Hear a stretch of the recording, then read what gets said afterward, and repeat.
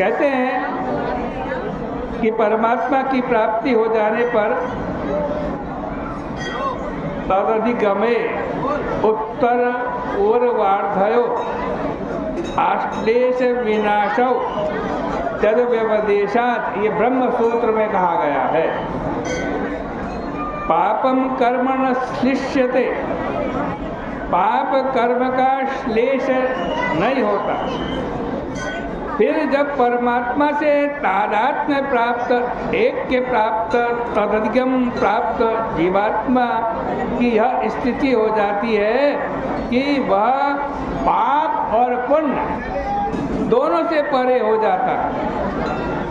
और जब दोनों से परे हो जाए तो स्वयं परमेश्वर प्रकट हुआ है ऐसा मान, उसको पाप पुण्य कैसे स्पर्श करेंगे? यह तो कैमोतिक न्याय से सिद्ध है।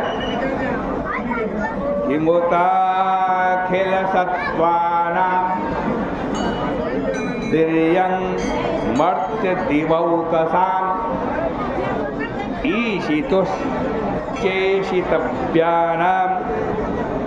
कुशला कुशलान्वयः।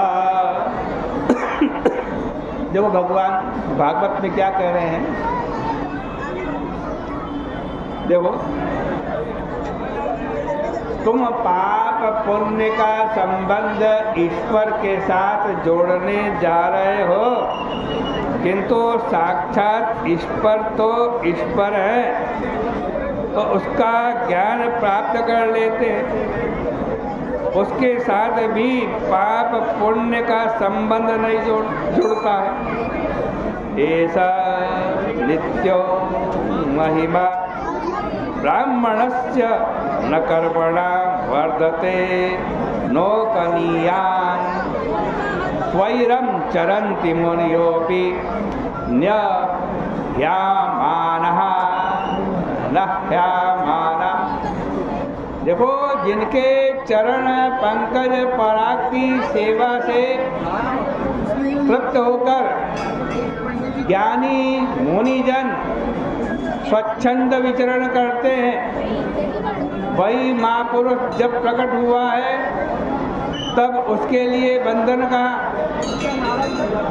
जो सबके हृदय में अध्यक्ष है वह तो उसके हृदय में विहार कर ही रहा है। ऐसी क्रीड़ा तो भगवान प्राणियों पर अनुग्रह करने के लिए करते हैं। या श्रुत्वा तत्परो भवेत्, जो मनुष्य उसका स्मरण करता है वह तत्पर हो जाता है। श्री जीव गोस्वामी जी महाराज कहते हैं यहाँ पर कि अति विषयिणः श्रृंगार रसाकृष्टान् अपि स्वाभिमुखो कर्तुम तृतीयम लीला। भगवान ने ये रासलीला क्यों की? देखो जो अत्यंत विषयी श्रृंगार रस आकृष्ट व्यक्ति है, श्रृंगार रस में ही जो घुसा रहता है, बहुत विषयी व्यक्ति है, उसको भी अपनी ओर खींचने के लिए भगवान ने यह महारास लीला की। यही अभिप्राय श्रीधर स्वामी जी का भी है। जब इस लीला में अत्यंत विषयी व्यक्तियों को भी आकृष्ट करने की सामर्थ्य है, तब वह तत्पर्यंतत्वम विवक्षितम जीवन मुक्त महापुरुष के कल्याण के लिए तो है ही। गोपों ने अपनी गोपियों का न तो कोई अपमान किया और न ही तिरस्कार किया। गोपियों के जो संसारी शरीर थे वो सब तो उन गोपों के पास ही थे। गोपी का उनके साथ वही अनुभव था गोपों का कि हमारी गोपियाँ हमारे साथ हैं, वही व्यवहार था। ऐसी स्थिति में यदि दूसरा कोई उन पर कटाक्ष करे तो उसका ही दुर्भाग्य है। कटाक्ष करने वाला स्वयं पाप का भाजन होता। अब भगवान के अनुमोदन से इच्छा न होने पर भी गोपियाँ ब्रह्म रात्र व्यतीत हो जाने पर और ब्रह्म वेला आ जाने पर अथवा रात की जितनी रात्रि हो गई थी उसके बीत जाने पर अपने घर चली गई। भगवान की इस लीला को जो श्रद्धा से श्रवण और श्रावण कराता है उसकी भक्ति भगवान के चरणों में होती है और उसके हृदय में जो काल रूप हृदय रोग है वह भी शीघ्र से शीघ्र ही नष्ट कर देने में सामर्थ्य रखती है भगवान की रासलीला। उसके अंदर धैर्य आ जाता है। यह बात भागवत में प्रायः सर्वत्र देखने में आती है कि यदि तुम संसार के कर्म का वर्णन करो तो तुम्हें उस कर्म से बंधन हो जाएगा।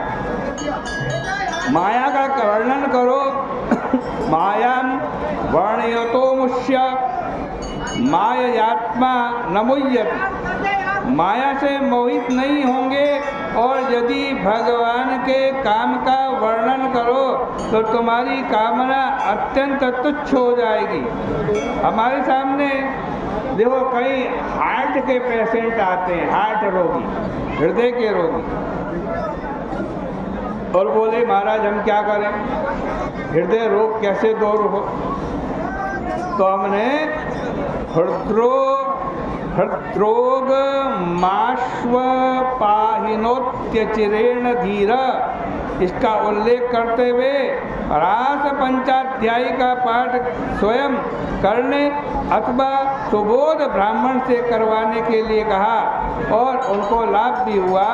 हमारा विश्वास है कि इससे हृदय रोग की निवृत्ति हो जाती है। यदि मन में काम वासना होगी तो उसके द्वारा उस काम वासना का भी निवारण हो जाएगा। इस प्रकार श्रीमद् भागवत महापुराण के 10वें स्कंद का के 33वां अध्याय भी परिपूर्ण होता है। प्रणाम करते हैं।